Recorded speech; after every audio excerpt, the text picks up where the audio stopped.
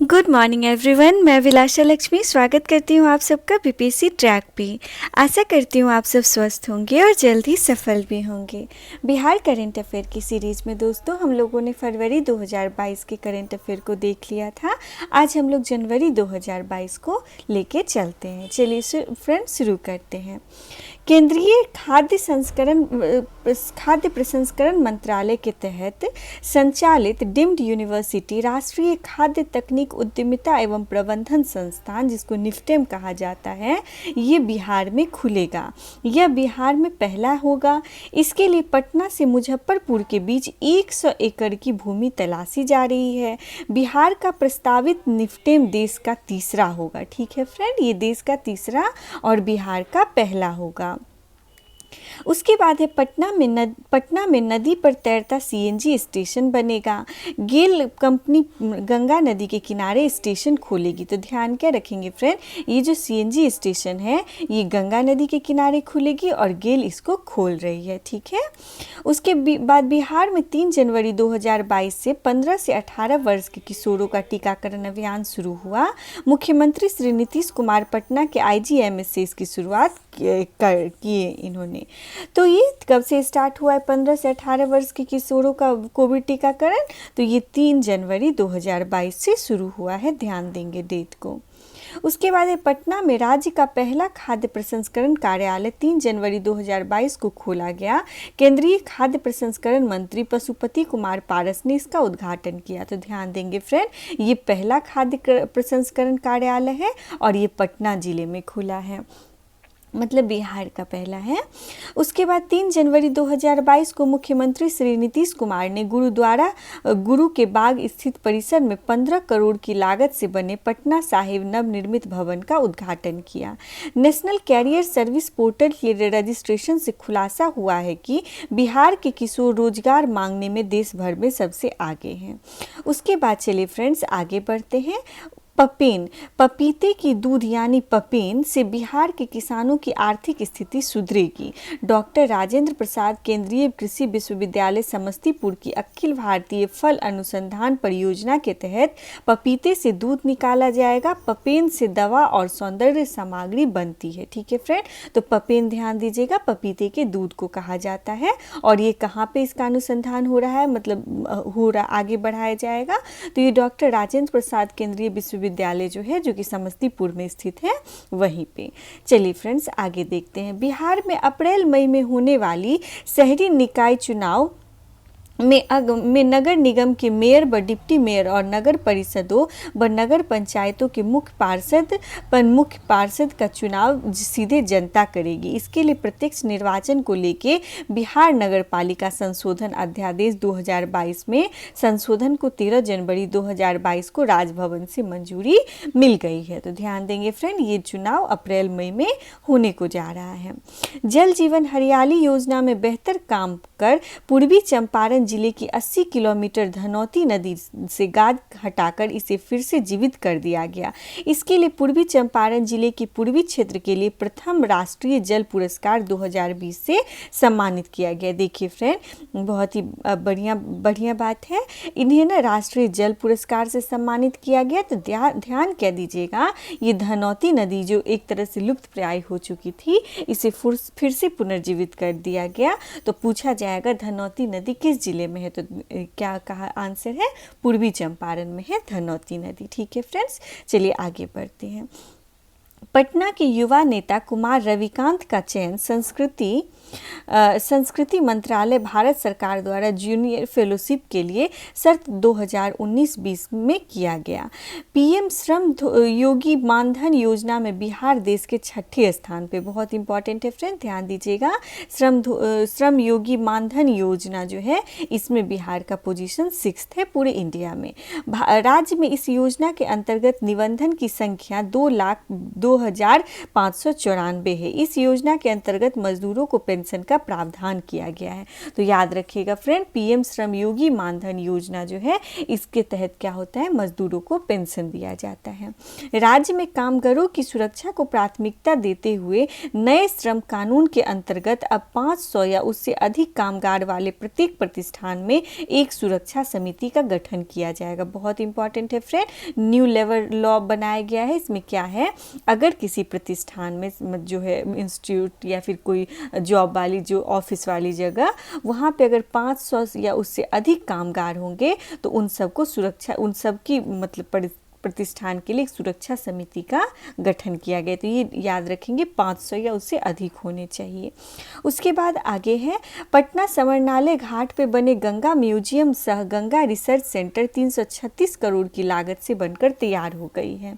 बिहार में कुल नगर निकाय 263 है, जिसमें 19 नगर निगम, 89 नगर परिषद और 155 नगर पंचायत। बहुत ही इंपॉर्टेंट डेटा है फ्रेंड, ध्यान दीजिएगा, प्रीलिम्स और इंटरव्यू दोनों के लिए इंपॉर्टेंट है। बिहार में कुल कितने नगर निकाय हैं, तो 263 कुल नगर निकाय जो है 263 है। जो इसमें कैसे हैं, तो देखिए फ्रेंड, 263 जो है टोटल, इसमें 19 नगर निगम है, ठीक है। उसके बाद 89 नगर परिषद है और 155 नगर पंचायत है। आप सबको पता होगा ये जो ट्रायंगुलर शेप ऐसे बनता है, ये तो इसमें सबसे बड़ा कौन सा है, तो नगर निगम होता है, सेकंड पोजीशन पे नगर परिषद होता है और थर्ड पोजीशन पे नगर पंचायत होता है। तो ध्यान क्या देंगे कि 19 नगर निगम है, 89 नगर परिषद है और 155 नगर पंचायत है। उसके बाद हम लोग आगे बढ़ते हैं। केंद्रीय गृह मंत्रालय ने राजगीर स्थित बिहार पुलिस प्रशिक्षण अकादमी को 2020-21 के लिए उत्कृष्ट पुलिस प्रशिक्षण संस्थान की ट्रॉफी से सम्मानित किया है, ठीक है। उसके बाद केंद्रीय प्रदूषण बोर्ड द्वारा 18 जनवरी 2022 को जारी देश के 10 सबसे प्रदूषित शहरों में बिहार के 7 शहर है। बहुत ही दुखद बात है दोस्तों कि देश में 10 जो सबसे पॉल्यूटेड सिटी हैं उसमें 7 बिहार से ही आ जाते हैं। इसके अनुसार मुंगेर देश का सर्वाधिक प्रदूषित शहर है। बहुत इंपॉर्टेंट डेटा है फ्रेंड, याद रखेंगे कि मुंगेर फर्स्ट पोजीशन पे है सबसे गंदे और प्रदूषित शहर में, ठीक है, जिसकी एयर क्वालिटी इंडेक्स 423 पर पहुंच गई है। छपरा 367 AQI तीसरे स्थान पे है, भागलपुर चौथे स्थान पे, मुजफ्फरपुर 5वें, सिवान 6ठे, सासाराम 8वें और बक्सर 9वें तथा राजगीर 10वें स्थान पे है। गया का IQ जो है, AIQ जो है वो 168 है, ठीक है फ्रेंड्स। तो ध्यान देंगे कि मुंगेर सबसे प्रदूषित शहर है। उसके बाद बिहार में इसरो और तारामंडल की मदद से जमीन का नक्शा बनेगा। आगे बढ़ते हैं हम लोग। बिहार विशेष उद्यानिक फसल योजना, बिहार विशेष उद्यानिक फसल योजना की शुरुआत बिहार बागवानी मिशन 2020 के तहत विशेष उद्यानिक फसल योजना 2022 के अंतर्गत हुई है। इस योजना का मुख्य उद्देश्य शहरी क्षेत्रों में घर के छत पे फल, फूल और सब्जी को बढ़ावा देना है, ठीक है फ्रेंड। उसके बाद है भारतीय सड़क परिवहन एवं राजमार्ग मंत्री नितिन गडकरी जी ने बिहार में राम जानकी मार्ग को 4 लेन में बनाने की मंजूरी दे दी है। तो ध्यान दीजिएगा फ्रेंड, राम जानकी मार्ग जो है ये बिहार में बनेगी और ये 4 लेन की रोड होगी। यह सड़क राज्य में 240 किलोमीटर लंबी होगी। यह सड़क उत्तर प्रदेश में अयोध्या से आरंभ होकर बस्ती, बहरगंज होते हुए देवरिया के पास बिहार में मेहरौना के पास से शुरू होती है। यहाँ से सिवान, चकिया, भिट्ठा मोड़ होते हुए नेपाल के जनकपुर में खत्म होगी। तो ध्यान क्या देंगे फ्रेंड, ये जो राम जानकी मार्ग है ये 240 किलोमीटर लंबी है। ये यूपी से शुरू होकर बिहार होते हुए और नेपाल को चली जाएगी ये रोड, राम जानकी मार्ग। चलिए आगे बढ़ते हैं दोस्तों। महावीर कैंसर संस्थान में प्रथम बोन मैरो ट्रांसप्लांट हुआ है, बहुत ही अच्छी बात है। उसके बाद अरुणाचल और झारखंड में उन्नयन बांका कार्यक्रम लागू, बहुत इंपॉर्टेंट क्वेश्चन, बहुत इंपॉर्टेंट है फ्रेंड। जो उन्नयन बांका कार्यक्रम है ना, जो बिहार सरकार की कार्यक्रम है, उसे अब अरुणाचल प्रदेश और झारखंड में भी लागू किया गया है। बांका के तत्कालीन DM कुंदर कुमार की पहल पर उन्नयन बांका कार्यक्रम की शुरुआत की गई थी। इसके माध्यम से स्मार्ट क्लास के जरिए बच्चों को वीडियो लेक्चर और चित्र के माध्यम से पढ़ाया जाता है। मोबाइल के इकोवेशन ऐप से भी जोड़ा गया है।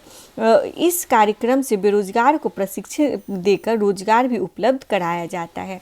तो ये उन्नयन बांका कार्यक्रम जो है फ्रेंड, अब ये अरुणाचल प्रदेश और झारखंड में भी चलाई जाएगी ये कार्यक्रम। उसके बाद है प्रधानमंत्री श्री मोदी ने 22 जनवरी 2022 को विभिन्न जिलों के जिलाधिकारियों के जरिए वीडियो कॉन्फ्रेंस के जरिए संवाद किया और बिहार में हर घर नल का जल कार्यक्रम की सराहना की। उन्होंने बताया कि बिहार के 90% घरों में नल का जल पहुंच गया है। ठीक है। आमदनी कम रहने के बावजूद बिहार के लोग बचत करने में आगे हैं। राज्य में बैंकों का सीडी रेशियो 47.7% पहुंच गया। ये ध्यान देंगे फ्रेंड, बिहार राज्य का जो सीडी रेशियो है वो 47.7% पहुंच गया है। बिहार को पूरे देश का मात्र 0.6% ही औद्योगिक ऋण मिल पाता है। यहाँ के लोग औसतन 15% आमदनी किसी न किसी रूप में बचत करते हैं। ठीक है। उसके बाद आते हैं बिहार के पश्चिम चंपारण जिला योग पट्टी के चौमुखा के 8 वर्षीय धीरज कुमार और छपरा के 7 वर्षीय पल साक्षी को 24 जनवरी 2022 को प्रधानमंत्री द्वारा राष्ट्रीय बाल पुरस्कार से सम्मानित किया गया।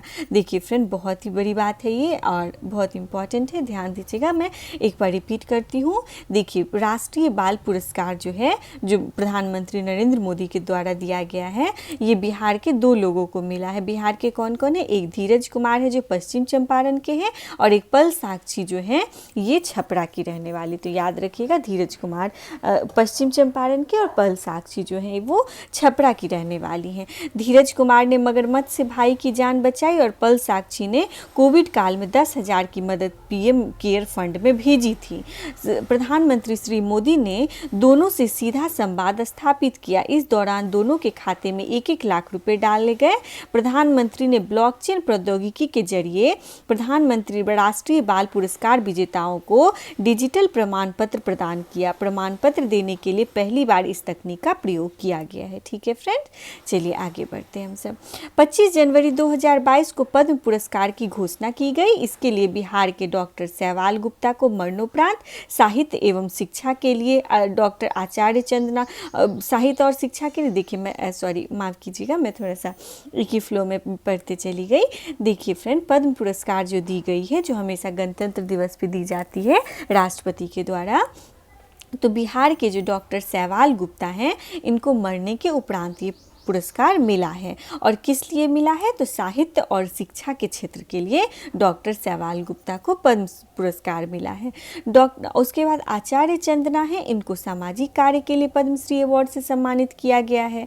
इस वर्ष के टोक्यो पैरा ओलंपिक खेलों में बैडमिंटन में गोल्ड मेडल जीतने वाले प्रमोद भगत को पद्मश्री अवार्ड मिला है। इस बार आप सबने देखा होगा, टोक्यो पैरा ओलंपिक जो हुआ है उसमें प्रमोद गुप्ता जी जो हैं बैडमिंटन प्लेयर, उनको गोल्ड मेडल मिला था। तो इनको इस बार पद्मश्री अवार्ड भी मिला है। अभी प्रमोद भगत विश्व के नंबर 1 पैरा बैडमिंटन खिलाड़ी। सोचिए कितनी बड़ी बात है फ्रेंड, वो पूरे विश्व के नंबर 1 पैरा बैडमिंटन खिलाड़ी है प्रमोद भगत। प्रमोद वैशाली जिला के मूल निवासी और उड़ीसा से खेलते हैं। तो ध्यान देंगे फ्रेंड, ये बिहार के मूल निवासी हैं लेकिन ये खेलते हैं उड़ीसा राज्य की तरफ से। तो ये प्रमोद कहाँ के हैं? तो वैशाली जिला के हैं। ठीक है फ्रेंड, चलिए आगे बढ़ते हैं हम सब। आगे है, बिहार में ड्रोन के माध्यम से शराब पकड़ी जा रही है।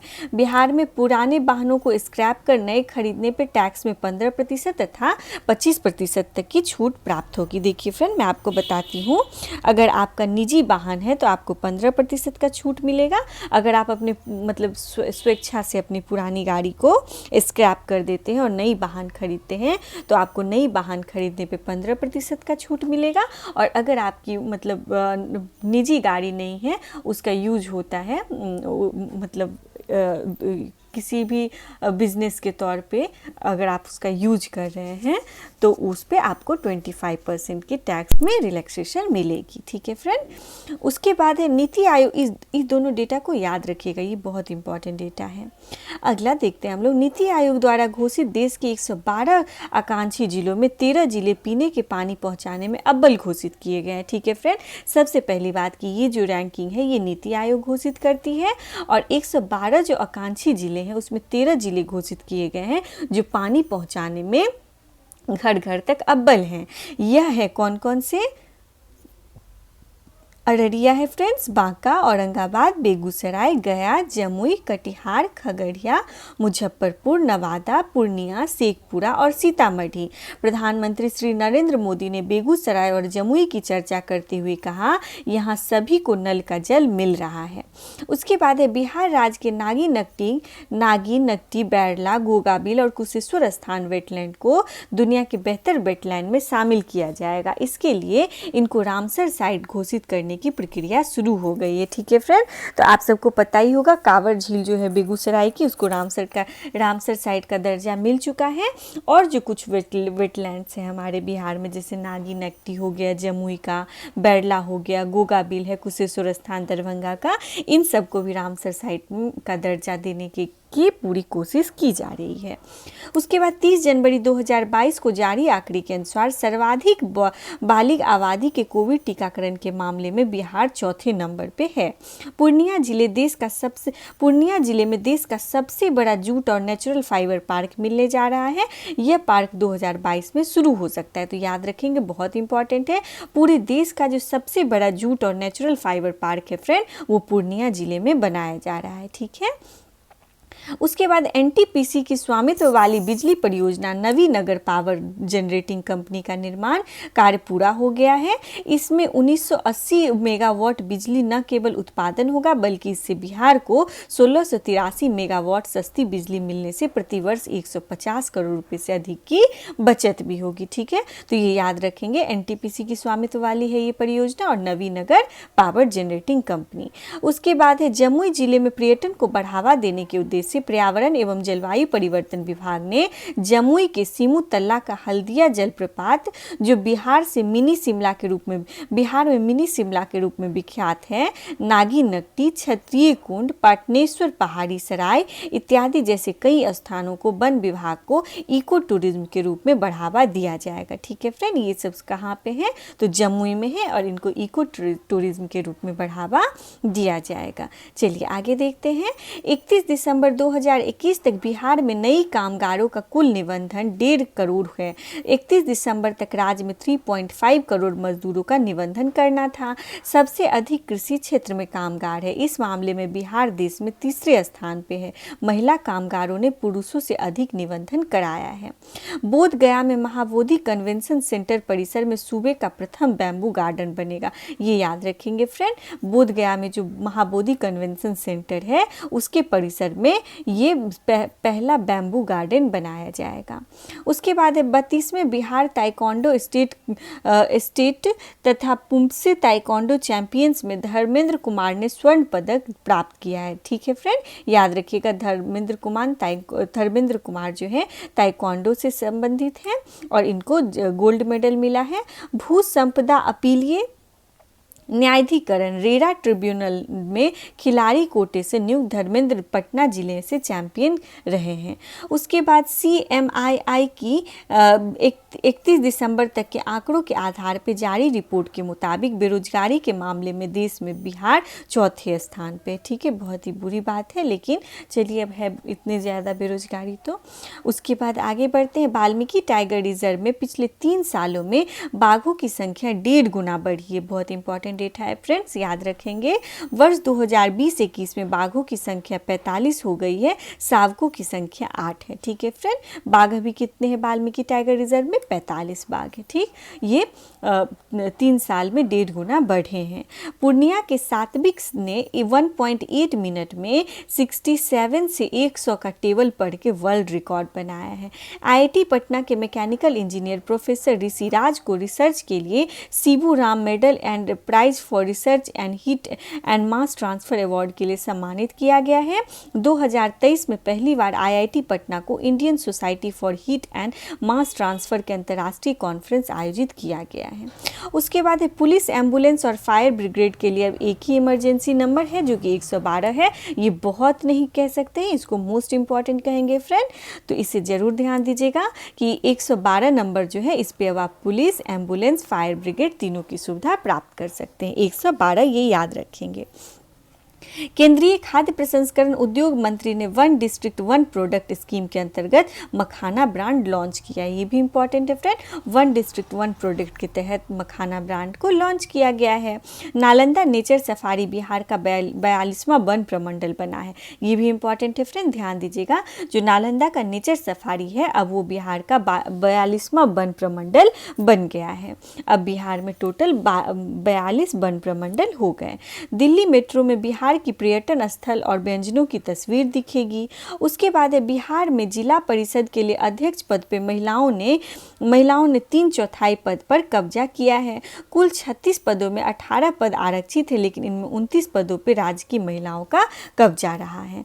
भारत सरकार के खाद्य प्रसंस्करण मंत्रालय ने पटना और वैशाली जिले में फल सब्जी, हाजीपुर तथा गोपालगंज में मिल्क यूनिट की स्वीकृति दे दी है। तो देखिए फ्रेंड, पटना और वैशाली में फल सब्जी की यूनिट लगेगी और हाजीपुर और गोपालगंज में मिल्क की दूध यूनिट लगेगी।